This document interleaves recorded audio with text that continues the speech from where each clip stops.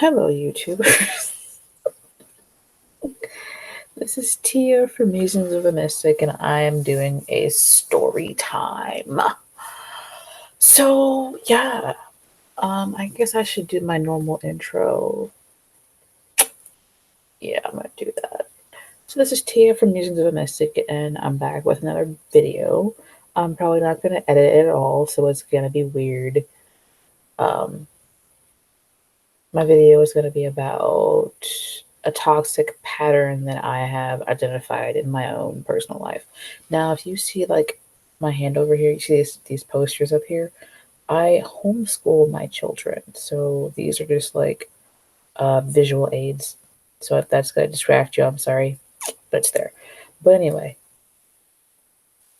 I generally do tarot readings on my channel, but I was like, okay, I started this channel in the beginning. It's called Musings of a Mystic, and I haven't really done any musings for a long time. So I figured I should probably start doing some musings. And what are the best musings around? Storytime YouTube videos. Yay! So I put on my pajamas and I decided that I was gonna um go ahead and make a couple videos, and I was like, I'm gonna go ahead and share this one. So yeah, my video is about a toxic pattern that I have identified. And I think it's it's well, let me go ahead and say this. Like with my older sister, she's one of the people that I guess this pattern has shown itself the most over the years. She's got like a dominant personality, and I think she's like a triple Aries, Aries Sun, Aries Moon, Aries Rising, and then she's probably got some Aries somewhere else in her chart. And I think that that was always overpowering for me as the Capricorn Sun, Pisces Moon, Sagittarius Rising, and Sagittarius either I feel like it either gets along with Aries or it doesn't. And for the longest time, my older sister just hated me. Even when I was a child, I think my mom was like, "Yeah, she's take you out of your crib." And then what would she do? Nobody knows. But that's neither here nor there. The pattern that I've seen with her, like when we were hanging out all the time, first of all, I had to um, reach out to her after our father died. Reached out to her. I was like, "Look, I'm sorry if there was anything that I ever did to you in your life that made you feel, some kind of way. I apologize for that." And then I was like, "Okay, why don't we try and forge a relationship?" Because when I moved out in like 2009 or 10, we didn't really talk after that, and that was around the time my grandmother died. So my grandmother died, and then I moved out, and we didn't like talk. I think I had her phone number, but we didn't actually like have a relationship. Okay, so I took it upon myself after our father died. I took it upon myself to like reach out to her, say, "Hey, look, we're siblings. We should probably try and act like it." And then she was like, "Sure, whatever." So I ended up like coming around. I drove to her like 45 minutes every time. Once or twice a week, I would drive to her. She would get in my car, and then we'd drive around the neighborhood. We'd drive around the city. We'd go shopping together. Our kids would play for a while. Um, then I'd go home. I was always coming to her. I was always like driving her places. There were a few times where she did drive us around, but most of the time she was getting in my car and then we were going places and doing things. Um, the thing there was that she wasn't really giving anything. Well, she was like buying us food, but other than that, she wasn't really giving as much as I was giving. Like I was giving, I would come to her, I would start the conversation about the helping our relationship get better. I was like, I was just basically, I felt like looking back, I felt like I did more than I probably should have to make that relationship work. because I was like, okay, we're siblings and somebody has to start. So I started, and then we ended up falling out again. And right now we're not really talking.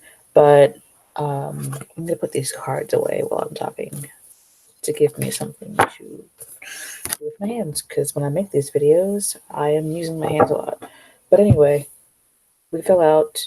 And I think I overgave in that relationship more than I should have because she's not really the nicest person, and she also kind of just does whatever she wants to do, regardless of how it makes you feel. So that was like my first um, years long like relationship where even through the years before we fell out or before I moved out and then came back to kind of do the sisterly thing. Even before that, she always had to have her way, and she always would throw these little fits. We used to share a room, and the funny thing to me was that we would share a room, but I was the one that she'd always like, go turn the light off, and she'd be like, "You need to turn that light off to set in the fourth." And then she would basically like treat me like crap until I turned the light off. I'm like, but why do I always have to do it? Why can't you do it sometimes? And she never really wanted me around. I don't even know why. Like later on in life, she was like, "It's because I thought you were always tattling on me." I was like, "Where did you get the evidence for that? Where? Like where?" Because most of the time, I was just trying to avoid her because she was so mean. But anyway, some of that was just basic sibling stuff, and some of that was just like pure evil, basically. I was basically the person that she would pick on most of the time. At school, it was like we weren't even siblings, even though she was like 18 months older than I was. It was like, oh, we're not even related. Um, she didn't want me to hang out around her friends. She didn't want me to hang out with her. And when we went to the movies once, and her boyfriend came along, and she was like, "You need to sit down there, like five rows away from us. You need to sit down there." And I was like, so that kind of made for a lonely childhood, even though I have three sisters, but my youngest two sisters are at least 5 years apart from me. So mine that anyway, my pattern there was overgiving. And then another person that kind of came along into my life. I thought we were actually, good friends. I thought we were good friends. I kind of thought we could be good friends for a long time. I actually liked him. He was a cool dude for a little while. I worked with him. He was the general manager for the store that I ended up at. Like I transferred from one store to his store because he invited me. But he was a manager at that store, and he transferred from that store to another store. I had somebody who was like hovering over me, making me feel really uncomfortable. Dude was like 6'2" or between 2 and 6, and then he would come over. He was like, I don't know, 300 pounds or something, maybe 290 or something. He would come over and just basically hover around me. He would just talk to me, and he was trying to like get me to go out with him, but I'm like, I'm not really interested in that. Um, so instead of really just like dealing with that, I just left the store. I was like, okay, you're GM, you're getting another store. Let me come with you. He was like, cool. So I followed him to another store, and at this store, like before we got there, everything was okay. Like I felt like we could be friends. Um, he kind of started a conversation with me. He asked me something about my kids. He was like, "Oh, something about my kids," and I was like, "Oh, um, I don't remember why I said it. I think he asked me if I was doing it alone, and I was like, "I will be soon," because my kid's dad is who he is. But anyway, that was like the first real conversation beyond the work stuff, and then I followed him to um, his new store, and before We got there, everything was cool. We had things in common.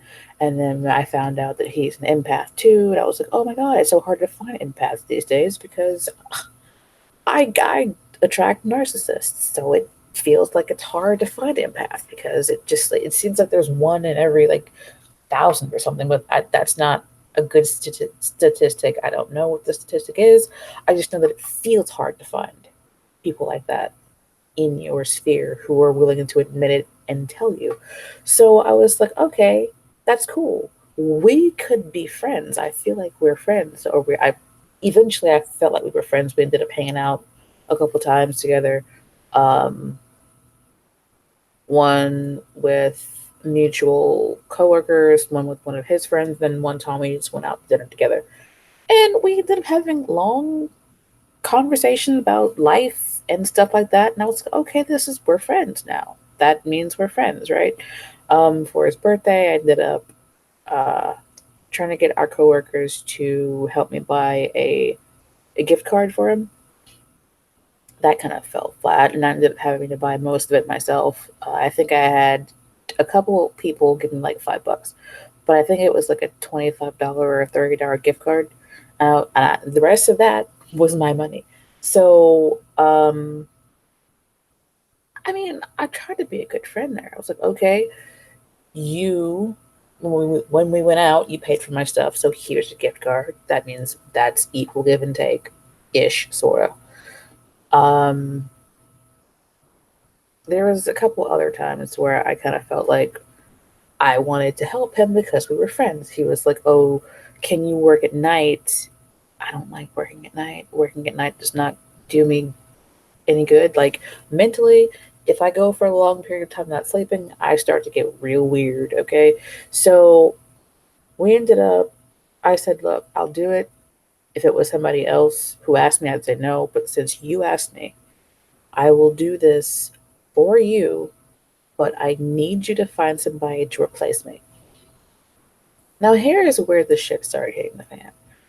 By then, he had promoted me to shift lead, and then eventually I got promoted to assistant manager.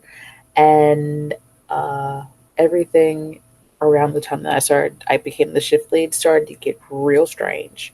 Um, he would say things like, "You're fucking yourself out of a bonus," when I did something that wasn't necessarily conducive to me getting a bonus. Uh, he Instead of putting me back on first shift, me, the person who was helping him out because somebody had quit, I don't care about the company. I really don't. I'm like, fuck the company. Um, he took a different person and put them on first shift, even though I was like, I will do this for you because you asked me to, because you seem like you need help with it. Honest to God, I didn't care about that store as much as my new store, my new job. Um, I just, I think I was just doing it because I wanted to make him happy, and I should have been making myself happy. There were times where he would say one thing and do another. There were times where I'd give him suggestions from, and they were just like, "Oh, my other boss used to do this," and he. I never said this. I never said it like, "Oh, my other boss used to do this, and he had a 5-star store and this, that, and the fourth." I was like, I came from. I assumed since he knew that I came from a 5-star store, that when I said my ex boss did this, he'd be like, "Oh, okay, maybe I should maybe implement that in my own. Try it. If I don't like it, then stop." But it seemed like my suggestions, he would take them and then pretend like he was gonna do them, and then he just kind of like decided, eh, I don't want to do it that way. I don't care if it might be better. I don't care if it might work. I just don't want to do it that way because I'm the boss and you're not. So he also didn't like teach me all that well. Especially when I was supposed to be becoming the assistant manager, he was supposed to teach me the scheduling. He was supposed to teach me like more of the back office stuff, and it just seemed like he didn't want to lose that control. it seemed like he didn't want to give that up, basically. And he was like, "Oh, I'm gonna train you so you can take over the store that's closest to your house." He was gonna help me get rid of the guy that was there that was like hovering over me, just being really weird and over and inappropriate. And then I was supposed to come back to the other store and kind of like take over it. But basically, he never taught me the scheduling stuff. And I was like, whatever, I just don't care. I'm too tired anyway. Most of the time, I was like really tired because I had to come home at like 2 or 3 o'clock in the morning, go to sleep, and then get up and take care of my kids to help me do it all over again. So there were just a lot of red flags that popped up after a while. And then once all this shit hit the fan, I was like, okay, this company, the shit hitting the fan was him demoting me without telling me. Now he, to me, this is cowardly behavior. He would, instead of writing you up or talking to you to your face about what you've done wrong, he would cut your hours. Okay, he would cut your hours, or he would end up like shipping you to another store. So I had seen the pattern. By then, I realized that he wasn't who I thought he was. I realized that he wasn't the nice guy that I thought he was. Maybe outside of work he was, but at work he was a dick. Okay, and I kind of feel like that's probably who he is, just in life, just an asshole. He did actually don't tell me to my face that he was an asshole. I just for some reason decided to believe that maybe he wasn't. So that was my fault. That was my first mistake. Um, but anyway, when the shit hit the fan, something happened with the customer who didn't have enough money on her credit card to pay for the tip as well.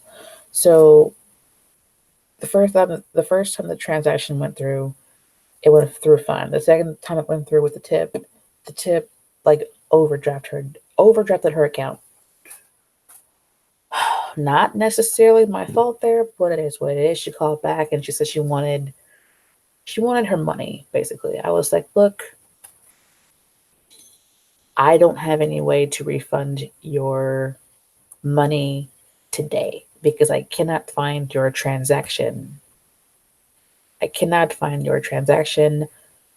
What I would suggest you do is call back when the GM is here so that he can help you. She kept calling back that day and calling back that day. She was like, "Oh my god, you're stealing my money. Oh my god, you're just doing this, that, and the fourth." And I was like, "Lady, I'm not stealing from you. I personally didn't even take your order. I wasn't even here. So how am I the person who's stealing from you?" She's like, "I'm gonna call the cops. I'm gonna get this up to the fourth." And I was like, "All right, whatever." So basically, since she wasn't buying anything, I hung up on her. Because she called back and she kept harassing me. And so instead of cussing her out, I was like, I can't help you right now. You're going to have to call back when he's here. So she ended up making a corporate complaint, which trickled back down, and I ended up finding out about it. And then this was like the straw that broke the camel's back, basically. The GM, instead of talking to me to my face and saying, "Hey, look, we're friends, you know, I just want to tell you that this situation happened. I need you to, I don't know, either take this write up or something, you know? Here's a warning. Here's how to work it out, whatever, this, that, and the fourth." Um, what? He didn't do that, basically. He didn't do that. And here's another point. He ended up like cussing a customer out, like legitimately cussing a customer out. And I wasn't the only person who heard it. It was like 2 or 3 other people in the store who heard him cussing this customer out. And I was like, okay, since this lady basically tricked me personally, into giving her store credit, since she did that, um, just let me know what you need me to do. Take it however you need it to be taken. Okay. That's how much of a friend I was ready to be. I was ready to, uh, I don't want to say lie, but I was ready to help him out however he needed me to help him out of that situation because I should have basically just done what I was supposed to do in the beginning, but I was like, oh, trying to be nice again, unfortunately. Trying to be nice to people who don't deserve it. That lady apparently had gotten us for um, pizza or food or whatever it was over the over the years. Just looking at her record. But anyway, um, he ended up the lady ended up calling corporate on him. Okay, she called corporate on him, and he was like, whatever, whatever. And then he kept coming back trying to get the story from me, and I gave him the same story over and over again. I was like, look, take it however you want to take it. I'll do what needs to be done here so that you don't get fired from your job. Now, when it came around that I needed that same loyalty, I didn't get it. Red flag. So not only is he saying one thing and doing another, not only is he not um, teaching me what I needed to know, not only is he just generally kind of a jerk as a boss, he also just let me hang out to dry, kind of threw me under the bus. I don't even know why. So he also wanted me to baby a grown ass man. This man is like 41 or 39 or 50 or whatever the fuck. He he wanted me to baby this man.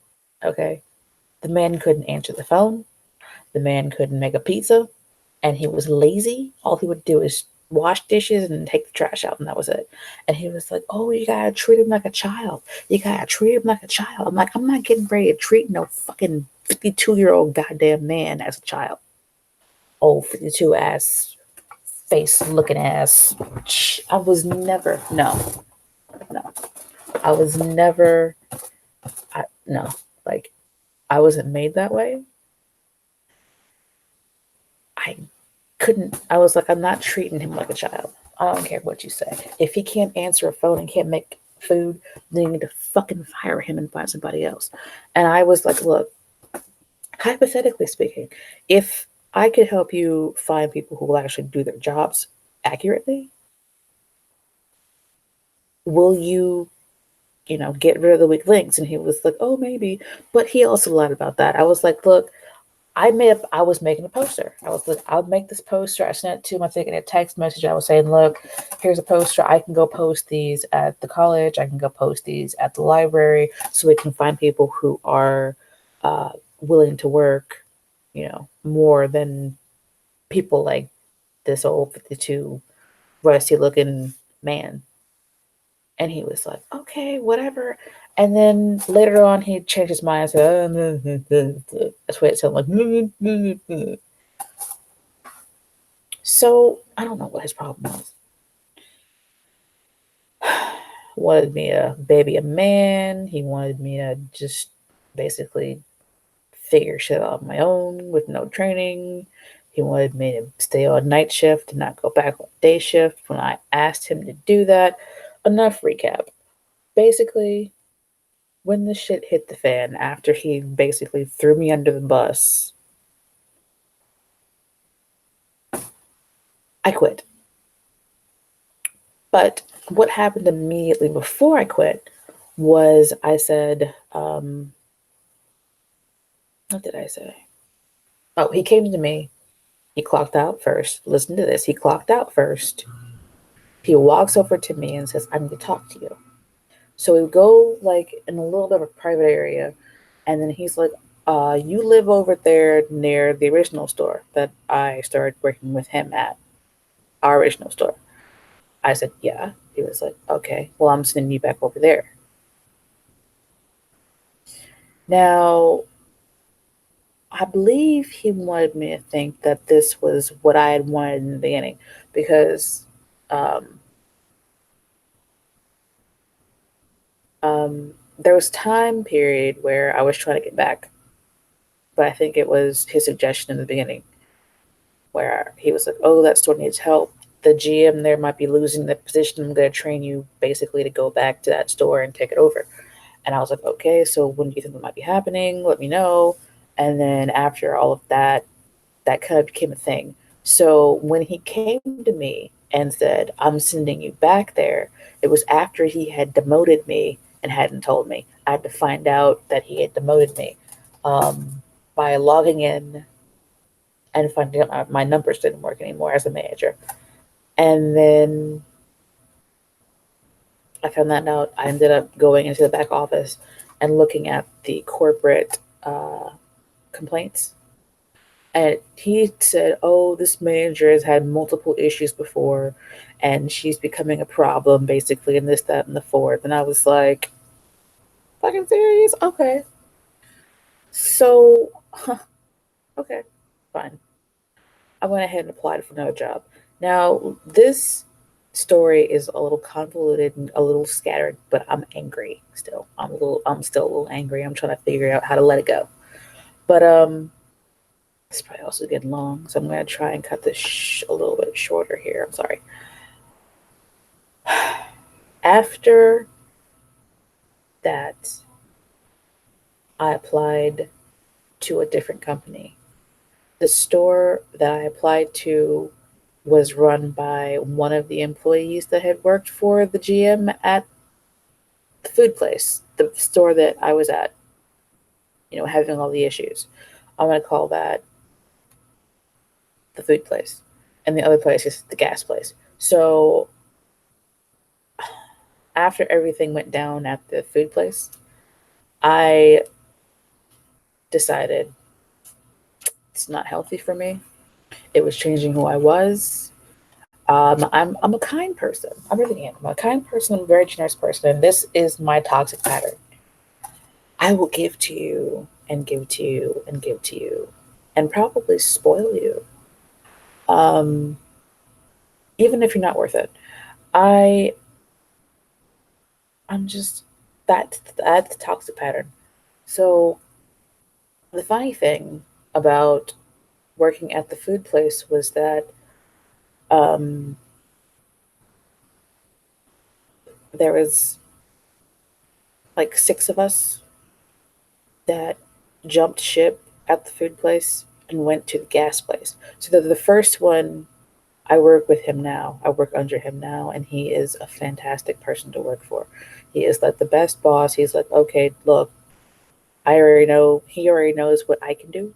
So he went ahead and brought me as a manager. Um, I jumped ship and went over there. I basically, after everything hit the fan, I was like, I can see. I also I saw it in my cards too. I can see that you are. I don't know what you are like. Bipolar. Like, what is this? Because sometimes he was nice and sometimes he was a jackass. Um, but anyway, I keep just kind of being baffled, and that kind of makes me lose my train of thought. So, like I said, there were like six of us that left. We all went to the gas place. We all worked for I'm gonna call him Big Boss. We all worked for the Big Boss. The Big Boss came from the food place, and he got his own store at the gas place. So we all basically went to his store and kind of dispersed from there. I still work with the Big Boss. I work with the Big Boss and the Underboss, and I'm like the little boss. Um, the underboss also came from the food place. So Big Boss, Underboss, and me have been working together for probably like 3 years now. Um, when the bad boss at the food place, this all sounds so specific, right? So when the bad boss at the food place came to me as he was walking out the fucking door, coward. When he came to me as he was walking out the door and said, "I'm sending you back, and you're not working here anymore." I said, "No, you're not." I've already applied to work with the big boss and the underboss. And if you don't need me here at this store, I'm not going to the other store. You're not sending me over there. And he was like, okay, well, then I don't need you here. Then I was like, fine. That was my last day. I quit. He was like, so you'd rather quit than go over there? I'm like, fucking yeah. God damn it. The fuck do you mean? So that was my last day working there. And that is when I kind of had a grasp on my toxic pattern. And I kind of also realized that I'm an overgiver. I'm a way like overgiver, but it's because I don't really have a whole lot of friends. And when I do get friends, I'm like, oh, here, here, here, here. I sound like a cat. Here, here, meow, meow. And unfortunately, I really thought that he was my friend. I really thought he was my friend, and I really thought that I'm gonna stop. I'm gonna cry now. I thought he was my friend, and I thought that we could be friends for a long time. But obviously, I was wrong. When I left, I forgot to leave my key, so I had to come back and drop my key off. Um, when I came back, this is who I am. I came back with an edible arrangement from the edible arrangements. I Flying bug. I came back with an edible arrangement from edible arrangements, and then I came back with a 12 pack of Pepsi, like Diet Pepsi for him, because that's all he used to drink was Diet Pepsi. And I left my letter of resignation. I also bought donuts, but the edible arrangement and the donuts were for my coworkers, and the Diet Pepsi was just for him. And I brought my letter of resignation officially, telling them why I was leaving and thank you for the opportunity. And I hope the company is, successful and continues to grow. And I also left him a personal thank you note. I said, thank you. Sigh. Sorry for any ugliness that I might have brought into this um, world of yours. I apologize for any ugliness or weirdness, or unkindness or whatever that I personally might have done toward him or made him feel. And I was like, I'll be your friend if after this, even though you fired me or even though um, you were shisty.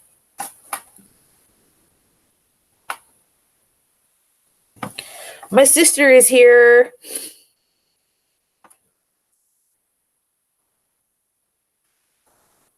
Yay.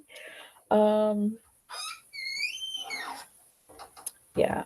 So I left that note. Never got a response. I thought that we could be adults. I don't know why. I mean, I really should just left it alone. I should have just said, fuck it, and walked away. But I was like, I guess I just really thought we were friends. I really thought we were friends, and I thought we could stay friends.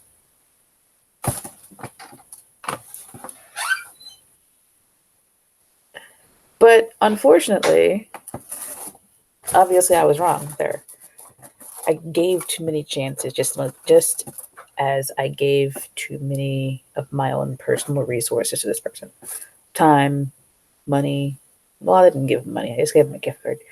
I made cheesecake. I brought it to work. My sister is weird. Sometimes she'll do strange things. So will I, though. That's part of my toxic pattern there. So I'll overgive, overshare. Like I have got so much stuff, I'll give it to people. So that is a couple of the ways that I have identified a toxic pattern, and I am getting better at it. I'm working at not giving so much to people who don't give anything back to me or who give a little back to me. I'm working on the equal give and take, not just the I give and you take. So, yeah, I know this is probably a long video, and if you're still here, thank you for watching. I've tried to make this video like 5 times legitimately, and something always seems to happen. But I'm officially done. If you guys want to see more story times, let me know, and I will make some more. Please don't forget to like, share, and subscribe, tip, and donate. Those things all help me make more videos. And I will see you guys in the next video. Oh, don't forget to pop in and look at my other tarot videos. And also, if you want to, you can pop into my eBay shop and check out some of the awesome oils that I got and some of the awesome crystals that I've got. This is a lapis lazuli. So yeah, I'll see you guys. Ta-ta for now.